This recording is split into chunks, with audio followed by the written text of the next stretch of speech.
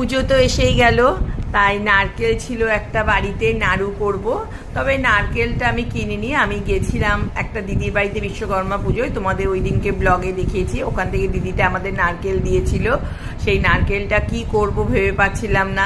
সবাই নাড়ু খেতে ভালোবাসে, তাই ভাবলাম গুড় দিয়ে একটু নাড়ু করি, তো সবাই খুব খুশি হয়ে যাবে নাড়ু করলে।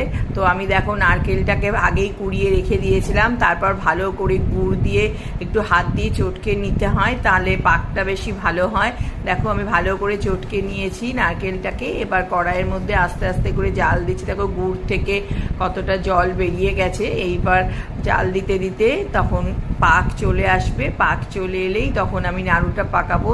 হাত দিয়ে একটা আগে করে দেখি পাক হয়েছে কিনা, একটু বাকি আছে পাক হতে, সেই জন্য আমি আবার একটু পাক দিলাম, দিয়ে একটা থালায় ঢেলে নিলাম। কিন্তু খুব গরম, মানে